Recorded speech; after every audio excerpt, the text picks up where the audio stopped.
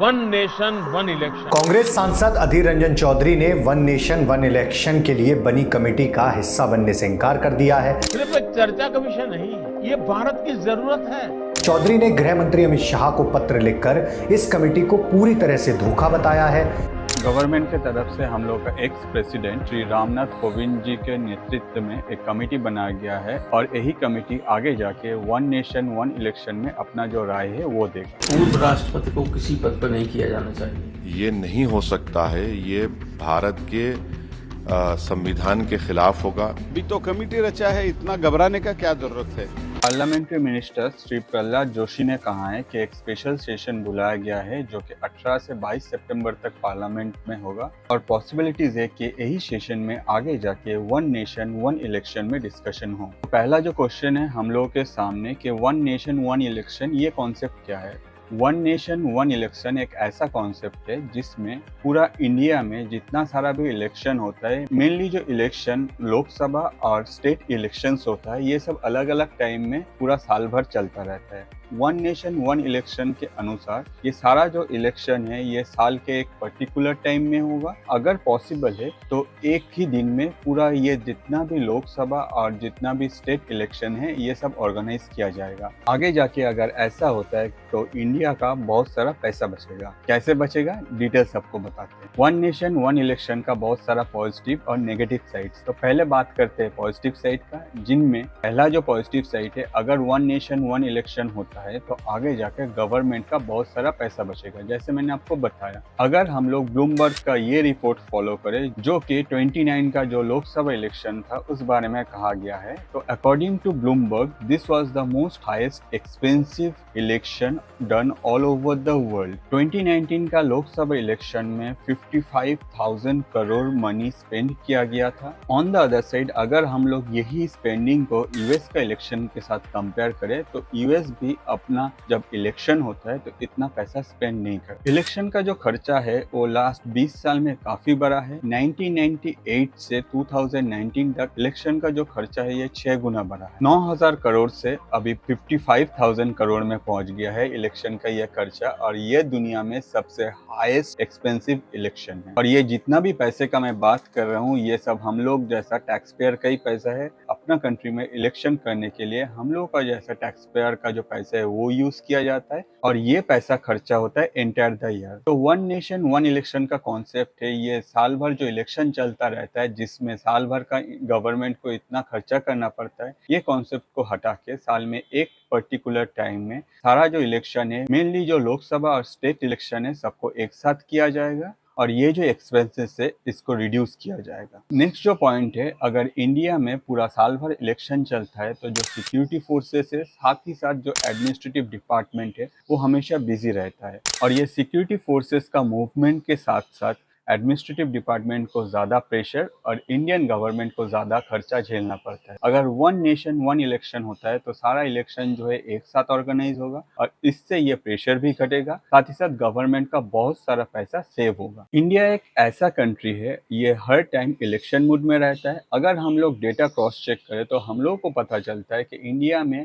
कोई ना कोई स्टेट में हर 6 महीने में एटलीस्ट एक इलेक्शन होता रहता है और इससे जाके आगे इंडिया को ये खर्चा झेलना पड़ता है। तो इसीलिए एडमिनिस्ट्रेटिव जो डिपार्टमेंट है वो लोग अपना जो काम है वो इजीली नहीं कर पाते क्योंकि एक्स्ट्रा इलेक्शन का प्रेशर हमेशा एडमिनिस्ट्रेटिव डिपार्टमेंट के पास रहता है। अगर वन नेशन वन इलेक्शन होता है तो आगे जाके ये एडमिनिस्ट्रेटिव डिपार्टमेंट के ऊपर जो प्रेशर है वो भी घटेगा, साथ ही साथ हम लोग का नेताजी को भी टाइम मिल जाएगा कि वो लोग अपना कंट्री के लिए कुछ कंस्ट्रक्टिव करे, आगे जाके कंट्री का विकास हो। One nation one election not only हम लोग का नेताजी का, हम लोग का गवर्नमेंट का, हम लोग का एडमिनिस्ट्रेटिव डिपार्टमेंट का या फिर सिक्योरिटी डिपार्टमेंट का टाइम सेव करेगा, ऑन द अदर साइड हम लोग जैसा जो आम आदमी है उन लोग का भी टाइम सेव करेगा। क्यों, अगर वन नेशन वन इलेक्शन हो जाता है तो हम लोगों को इलेक्शन के लिए छुट्टी को लेके ज्यादा सोचना नहीं पड़ेगा और हम लोग का जो टाइम है वो भी सेव होगा। तो ये तो सब था पॉजिटिव साइड। तो चलिए देखते हैं वन नेशन वन इलेक्शन का नेगेटिव साइड क्या है। अगर वन नेशन वन इलेक्शन को इम्प्लीमेंट करना है तो आगे जाके इंडियन कॉन्स्टिट्यूशन में बहुत सारा चेंजेस लाना पड़ेगा जो कि टाइम टेक टेकिंग है।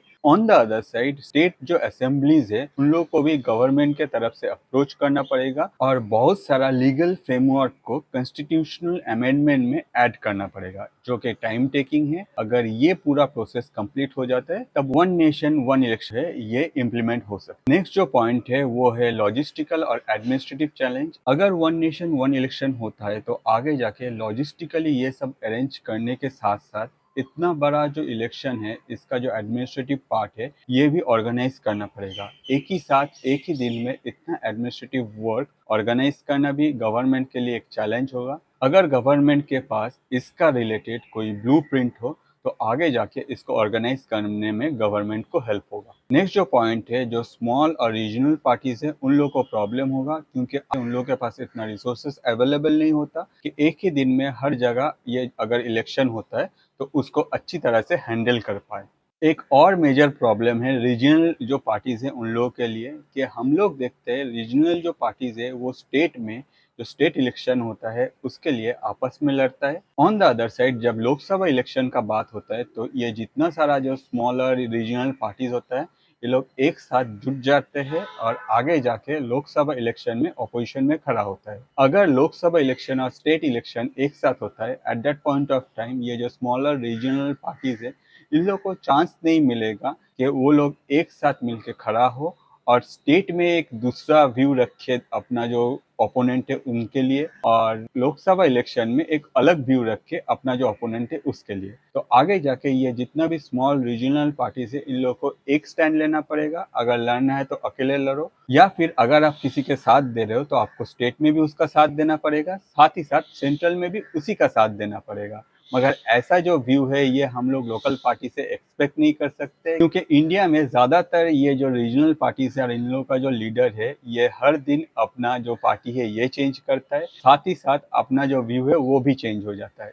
इसीलिए ये स्मॉलर जो रीजनल पार्टीज है अगर वन नेशन वन इलेक्शन होता है तो इन लोगों के लिए ये एक one of the major issue होने वाला है। तो अभी बात करते हैं कि अगर one nation one election India में होगा तो इंडिया में क्या हो सकता है और किस पे ये सबसे ज़्यादा इफेक्ट करेगा। रिसेंटली हम लोग देखे कि ऑपोजिशन का जितना भी पार्टी है वो एनडीए के अगेंस्ट में एक साथ मिले और अपना जो टीम है उसका नाम दिया है I.N.D.I.A।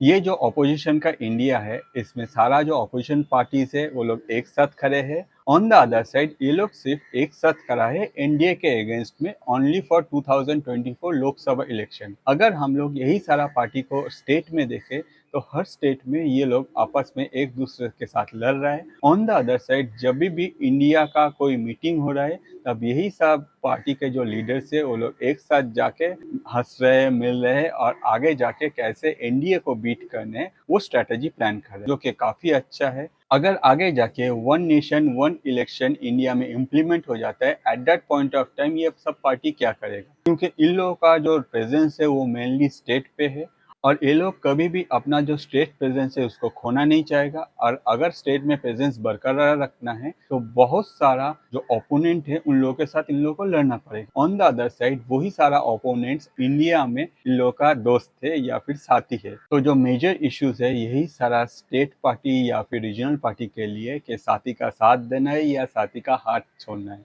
ओवरऑल अगर हम लोग ये सिचुएशन को देखें तो हम लोग को पता चलता है कि अगर one nation one election India में इम्प्लीमेंट होता है तो उससे इस टाइम में इंडिया का जो हालत है सबसे ज़्यादा जो प्रॉफिट होगा वो नो डाउट एनडीए को, और दूसरा जो पार्टी है उन लोगों के साथ एक ही चीज़ या फिर एक ही फार्मूला एक्टिव होगा कि डिवाइड एंड रूल। बहुत साल पहले ब्रिटिश ने यही सेम फार्मूला हम लोग के ऊपर इम्प्लीमेंट किया था और आज जाके उसका जो फल है हम लोग अभी भी भुगत रहा है। एनडीए शायद यही फार्मूला ओपोनेंट जो पार्टीज है उन लोगों के ऊपर अप्लाई करें और इसका जो इफेक्ट है वो पॉजिटिव होगा या फिर नेगेटिव होगा वो आगे जाके हम लोग को पता चल जाएगा। अगर वन नेशन वन इलेक्शन को हम लोग लॉजिकली देखें तो ये हम लोग जैसे टैक्स पेयर के लिए बहुत ही अच्छा है, क्योंकि हम लोग का जो पैसा है गवर्नमेंट के तरफ से ये वन नेशन वन इलेक्शन पे सेव करेगा। ऑपोजिशन का या फिर ऑपोजिशन लीडर्स का हर टाइम मांग रहता है कि पैसा कम खर्चा करो गवर्नमेंट को। ऑन द अदर साइड अगर वो लोग चाहते हैं कि इंडिया का जो गवर्नमेंट है वो अपना पैसा सेव करे at that point of time no doubt उन लोगों को भी वन नेशन वन इलेक्शन को आंख बन के सपोर्ट करना चाहिए। मगर क्या ऐसा होगा? ऑपोजिशन में बैठ के कोई लीडर ऐसा भी है जो वन नेशन वन इलेक्शन को सपोर्ट करेगा, या फिर अपना जो भाषण है उसमें दूसरा कोई लॉजिक दिखा के इस डिसीजन का भी ऑपोजिट में खड़ा रहेगा। तो एक्सपेक्टेड है कि ऑपोजिशन जो है इसका साथ नहीं देगा। On the other side NDA अपने तरफ से कोशिश करेगा, और अगर ये इम्प्लीमेंट होता है तो नॉर्मल हम लोग जैसे जो टैक्स पर है उन लोगों के लिए अच्छा है, क्योंकि देश का पैसा बचेगा। वन नेशन वन इलेक्शन ये कोई नया कॉन्सेप्ट नहीं है। इंडिया जब 1947 में आज़ाद हुआ उसके बाद 1951 1952 में यही सेम कॉन्सेप्ट को फॉलो किया जाता था, और सारा जो इलेक्शन है लोकसभा और स्टेट इलेक्शन वो एक साथ ऑर्गेनाइज किया जाता था। 1951 से लेके 1966 तक ये सारा जो इलेक्शन है वो एक साथ ऑर्गेनाइज हुआ था, और उसके बाद डिफरेंट स्टेट में डिफरेंट टाइम में इलेक्शन होने लगा। इसके पीछे भी एक रीज़न था, क्योंकि तब तक हम लोग का जो मिनिस्टर थे वो लोग अच्छी तरह से पॉलिटिक्स सीख गया था, और इसीलिए डिफरेंट स्टेट में जो गवर्नमेंट है वो काफ़ी बार भंग हो जाता था। ऑन द अदर साइड नया जो गवर्नमेंट फॉर्म होता था उसके लिए इलेक्शन ऑर्गेनाइज किया जाता। तो हम लोग कह सकते हैं कि हम लोग का जो लीडर है उन लोग पॉलिटिक्स सीखने में जो टाइम लगा, तब तक वन नेशन वन इलेक्शन चल रहा था, और जब वो लोग पॉलिटिक्स अच्छी तरह से सीख गया तब वो लोग अपने तरफ से डिफरेंट गवर्नमेंट फॉर्म करता था डिफरेंट स्टेट के लिए। इसीलिए ये जो वन नेशन वन इलेक्शन का जो कॉन्सेप्ट है ये आगे कैरी ऑन नहीं हुआ। इंडिया में कोई भी नेताजी का अगर हम लोग भाषण सुने तो हम लोग को एक चीज़ पता चलता है कि हम लोग का जो नेताजी है वो अपना जो पूरा लाइफ है वो देश को सर्व करने के लिए रेडी है। मगर प्रेजेंट सिचुएशन में एक छोटा सा प्रॉब्लम है इसमें, क्योंकि हमेशा इंडिया जो है वो इलेक्शन मूड में जो रहता है, नेताजी को चांस नहीं मिलता कि वो इंडिया को सर्व करे। अगर वन नेशन वन इलेक्शन होता है तो नेताजी को चांस मिलेगा, और हम लोग का जितना भी प्यारा नेताजी है उन लोगों के पास इनफ टाइम मिलेगा कि वो लोग अपने तरफ से देश के लिए सोचे, और देश का जितना सेवा करना चाहे वो लोग कर पाएंगे। इस हिसाब से देखा जाए कि वन नेशन वन इलेक्शन जो है वो हम लोग जैसे टैक्स पेयर के लिए काफ़ी अच्छा एक स्टेप है। हम लोग का टाइम सेव होगा। सबसे बड़ा जो चीज़ है वो है जो टैक्स पेयर है उन लोग का पैसा सेव होगा। ऑन द अदर साइड देश में जितना भी ऐसे रीजनल पार्टीज के लीडर्स है जो हमेशा अपना पार्टी कुछ दिन बाद चेंज करते हैं, वो लोग को बाय फोर्स अपना जो पार्टी है और अपना जो सिद्धांत है उसमें स्टिक होना पड़ेगा। ऑन द अदर साइड हम लोग जैसे टैक्स पेयर ये भी डिसाइड कर पाएंगे कि कौन सा पार्टी का लीडर कितना काम किया है हम लोग के कंट्री के लिए, और हम लोग का जो वोट है उसी को मिलेगा जो सबसे बेहतरीन काम करेगा। तो अगर आपको लगता है कि ऐसे ही वीडियो आपको और देखना है और ये वीडियो आपका जो नॉलेज है उसमें थोड़ा सा भी पॉजिटिव इम्पैक्ट डाला है, तो प्लीज़ चैनल को सब्सक्राइब कीजिए, क्योंकि ये जो सब्सक्रिप्शन है इसमें आपका कुछ नहीं जाता, मगर हम लोग जैसा क्रिएटर के लिए ये जो सब्सक्रिप्शन है यही सब कुछ है। आज के लिए इतना ही। मैं अतनु, थैंक यू।